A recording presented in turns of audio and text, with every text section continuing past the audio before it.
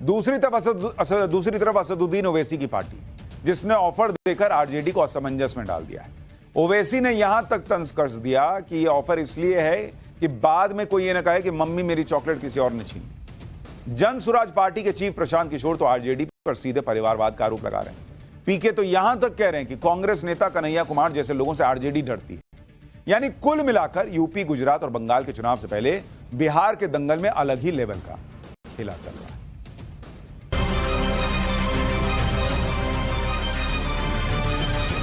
Election commissioner BJP और RSS जैसे बात कर रहे हैं। कानून आपको नहीं छोड़ेगा। ये भाजपा की, नीतीश जी की, ये जो मोदी आयोग है, इनकी दादागिरी नहीं चलेगी, नहीं चलेगी, नहीं चलेगी।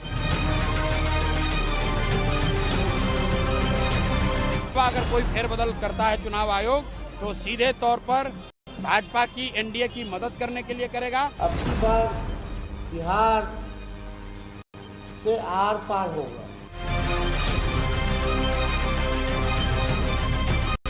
तो ये एनआरसी हुआ नहीं हुआ बताओ हमारे को। ये वही लोग हैं जो बिहार में वोटर वेरिफिकेशन पर छाती पीट रहे हैं। बिहार में वोटर लिस्ट के सत्यापन की प्रक्रिया से इन्हें बहुत तकलीफ हो रही है। मतदाता सूची को साफ सुथरा किया जा रहा है तो ये सियासी तूफान खड़ा कर रहे हैं। हैदराबादी भाईजान असदुद्दीन ओवैसी को तो इसमें एनआरसी तक नजर आ रही है। लेकिन सवाल ये भी उठ रहे हैं कि देश में मतदान का अधिकार किसे मिले, देश के नागरिकों को या फिर रोहिंग्या और बांग्लादेशी जैसे सो कॉल्ड अंतर्राष्ट्रीय वोटर्स को। ये सवाल इसलिए उठ रहे हैं क्योंकि चुनाव आयोग के सूत्रों के मुताबिक बिहार के वोटर लिस्ट में बड़ी संख्या में विदेशी नागरिकों के नाम मिले हैं, जिनमें नेपाल, म्यांमार और बांग्लादेश के सिटीजन शामिल हैं। एसआईआर के दौरान डोर टू डोर सत्यापन से यह बड़ा खुलासा हुआ है। चुनाव आयोग का कहना है कि फाइनल वोटर लिस्ट में इनका नाम नहीं होगा क्योंकि एसआईआर का मकसद ही ऐसे अवैध वोटर्स को वोटर लिस्ट से बाहर करना है। वोटर वेरिफिकेशन पर जारी हाई वोल्टेज पॉलिटिक्स के बीच इस सनसनीखेज खुलासे से एक बार फिर से सियासी तलवारें खींच गईं और जुबानी हमलों में मर्यादा की सीमा तक पार होती दिखी। इस खुलासे से ही तेजस्वी यादव इतने आग बबूला हो गए कि सीधे सीधे अब शब्दों और विवादित बयानबाजी पर उतर आए। बिहार में जब बीएलओ जा रहे हैं सर्वे के लिए तो उसमें नाम आ रहा है नेपाली का, बांग्लादेशी का, रोहिंग्या का। ये कैसा है? हमारा लिट्टी तो इंटरनेशनल है लेकिन हमारा वोटर इंटरनेशनल नहीं हो सकता। हमारे यहाँ जो वोट डालने का हक बिहार के लोगों का ही है, बिहार के नागरिक का है। जो बिहार के लोग हैं वही तय करेंगे बिहार का भाग। दूसरे देश से आए हुए लोग बिहार का भाग तय नहीं कर सकते। इसका चुनाव आयोग से कोई डॉक्यूमेंट या कोई प्रेस नोट या कोई ऐसी बात आई है या कि कहां से खबर आई? सूत्र बता रहे हैं। हम उस सूत्र को समझते हैं। वेस्ट जो होता है ना, ये वो है, इसका कोई आधार नहीं ना। ये वही सूत्र है जो पाकिस्तान में कब्जा करवा दिया था, इस्लामाबाद, कराची। सूत्र नहीं लोग। जो 90 फेल होंगे वो इसी तरीके की अभद्र भाषा का प्रयोग करेंगे। ये दर्शाता है कि शहाबुद्दीन के सर पे ताज रखने वाले तेजस्वी यादव और लालू प्रसाद यादव आज कॉन्स्टिट्यूशनल बॉडीज के खिलाफ गाली और अपमानजनक शब्दों का प्रयोग कर रहे हैं।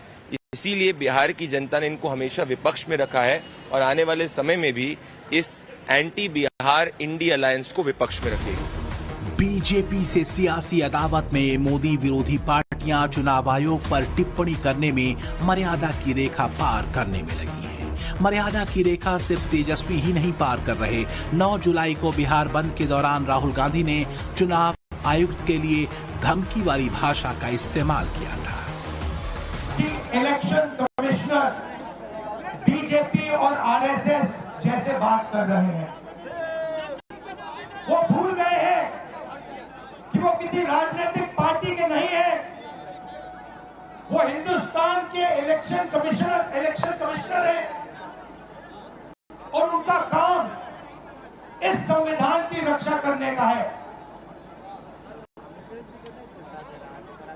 और मैं यहां से क्लियर मैसेज देना चाहता हूं, आपको जो करना है करिए, मगर बाद में कानून आप पर लागू होगा। भूलिए मत, आप कितने भी बड़े हो, कहीं भी बैठे हो, कानून आपको नहीं छोड़ेगा। मैं आपको गारंटी दे रहा हूं कि कानून आपको नहीं छोड़ेगा। ये सारा सियासी संग्राम हो रहा है अक्टूबर-नवंबर तक बिहार में होने वाले विधानसभा चुनाव को लेकर।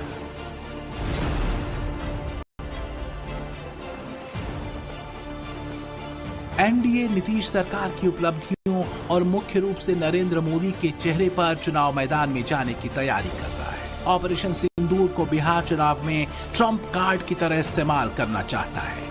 दूसरी ओर विपक्षी महागठबंधन बीजेपी के हिंदुत्व के सामने सामाजिक न्याय और व्यवस्था परिवर्तन के मुद्दे पर बिहार में जीत की इबारत लिखना चाहता है। राहुल और तेजस्वी जाति जनगणना, आरक्षण की सीमा बढ़ाने से लेकर निजी क्षेत्र और न्यायपालिका में आरक्षण बहाल करने को ही मुद्दा बनाकर एनडीए का मुकाबला करने के लिए तैयार है। लेकिन कुछ और पार्टियां भी हैं जो इस मुकाबले को बहुकोणीय बनाने की कोशिश में जुटी हैं। ऐसी पार्टियों की लिस्ट में चुनाव रणनीतिकार से राजनेता बने प्रशांत किशोर की जन सुराज पार्टी के साथ ही असदुद्दीन ओवैसी की अगुवाई वाली AIMIM और अरविंद केजरीवाल की आम आदमी पार्टी तक के नाम है। लेकिन सवाल है कि क्या ये पार्टियां बिहार चुनाव में इम्पैक्ट प्लेयर साबित हो पाएंगी? कथित सेकुलर वोटों का बंटवारा रोकने के लिए असदुद्दीन ओवैसी तो विपक्षी महागठबंधन में शामिल होने के लिए बेताब नजर आए। लोकसभा चुनाव में हाशिए पर आए ओवैसी के लिए बिहार चुनाव में सीन करो या मरो वाला है।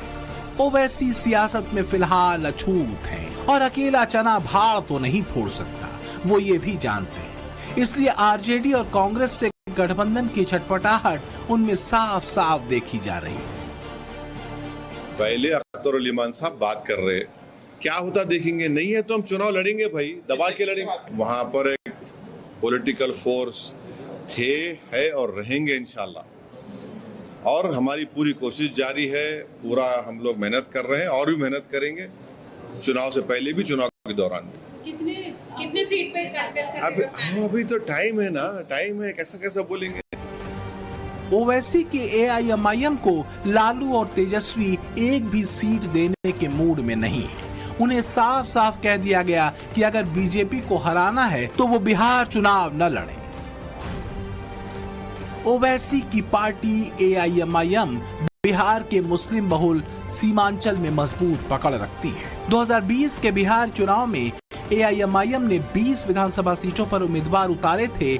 पार्टी को 1.13% वोट मिले थे और 5 सीटों पर उसके उम्मीदवार जीते थे। 4 सीटों पर पार्टी तीसरे नंबर पर रही थी। ऐसे में अगर AIMIM अकेले चुनाव लड़ती है तो वो आरजेडी के MY यानी मुस्लिम यादव समीकरण में डेंट लगा सकती है, मुस्लिम वोट बैंक में सेंध लगा सकती है, जैसा कि पिछले चुनाव में हुआ था। यानी ओवैसी की पार्टी महागठबंधन की राह मुश्किल तो कर ही सकती है। इंडी अलायंस के मंच पर जुगलबंदी करने वाले अरविंद केजरीवाल की पार्टी को भी महागठबंधन में जगह नहीं मिली, लिहाजा आम आदमी पार्टी ने बिहार चुनाव में अकेले ही ताल ठोकने का ऐलान कर दिया। आम आदमी पार्टी चुनाव लड़ रही है, हमारा कोई गठबंधन नहीं है कांग्रेस के साथ।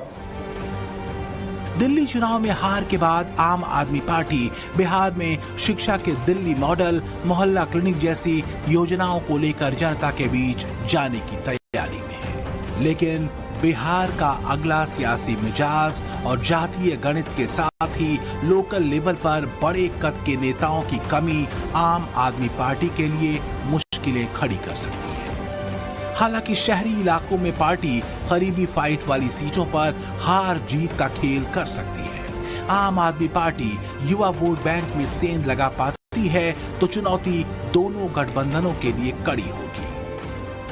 एक तरफ बिहार में इंडी अलायंस के पार्टनर केजरीवाल को भाव नहीं मिला तो दूसरी ओर यूपी में अखिलेश यादव ऐलान कर चुके हैं कि 2027 के यूपी विधानसभा चुनाव में इंडी अलायंस जारी रहेगा, यानी यूपी चुनाव समाजवादी पार्टी और कांग्रेस साथ मिलकर लड़ेगी। हमारा इंडिया गठबंधन इंटैक्ट है, जिनको जाना इंडिया गठबंधन से चला जाए बाहर। तो ये माना जाए अध्यक्ष जी की 27 का चुनाव इंडिया गठबंधन लड़ेगा चुनाव। दरअसल दिल्ली और हरियाणा चुनाव में कांग्रेस के स्टैंड को लेकर यूपी चुनाव को लेकर कयासों का दौर चल रहा था। कांग्रेस की तरफ से ये बयान भी आया कि यूपी विधानसभा चुनाव में 80-17 वाला फार्मूला नहीं चलेगा। लिहाजा अखिलेश ने एक दांव से कांग्रेस को उलझा दिया कि अगर 2027 में कांग्रेस से गठबंधन नहीं हो पाया तो सपा के पास इसके लिए ग्रैंड ओल्ड पार्टी को ही जिम्मेदार ठहराने का आधार होगा। कांग्रेस को साथ लेकर चुनाव लड़ने के ऐलान के पीछे अखिलेश के दो मकसद हैं, एंटी वोट का बिखराव रोकना और चुनावी लड़ाई को डायरेक्ट फाइट का रूप देना। 2027 में उत्तर प्रदेश की जनता न केवल सस्पेंड करेगी बल्कि हमेशा हमेशा के लिए विदाई कर देगी। लेकिन बिहार में ऐसा नहीं हो पा रहा। हरियाणा से लेकर दिल्ली तक विधानसभा चुनावों में कांग्रेस ने जिस तरह गठबंधन से परहेज किया और एंटी बीजेपी वोटों का बिखराव हुआ, उसे लेकर अखिलेश अभी से ही हाई अलर्ट मोड में है। लेकिन लगता है बिहार में तेजस्वी अति आत्मविश्वास के शिकार हैं। अब की बार बिहार से आर पार होगा और मोदी जी और इलेक्शन कमीशन ये ना समझे कि गुजरात है, ये जो है बिहार है और बिहार के लोग सचेत हो चुके हैं, अलर्ट है।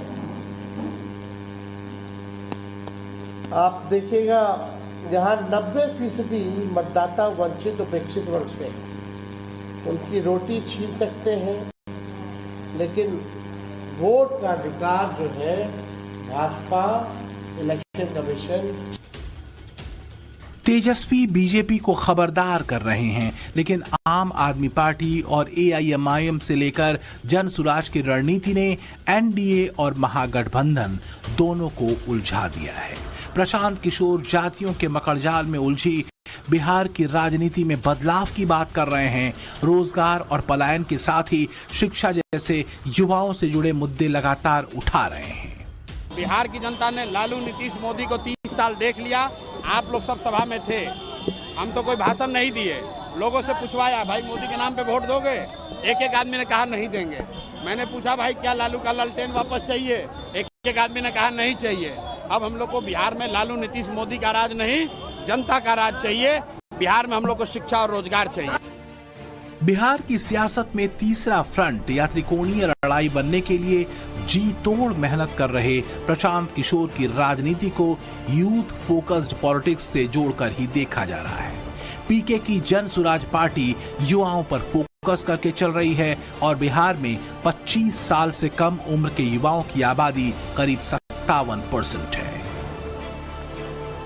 बीपीएससी की परीक्षा के कथित पेपर लीक के खिलाफ छात्रों के आंदोलन में पीके की सक्रिय भागीदारी को भी युवाओं के बीच जन सुराज की सियासी जमीन बनाने की रणनीति के रूप में ही देखा गया।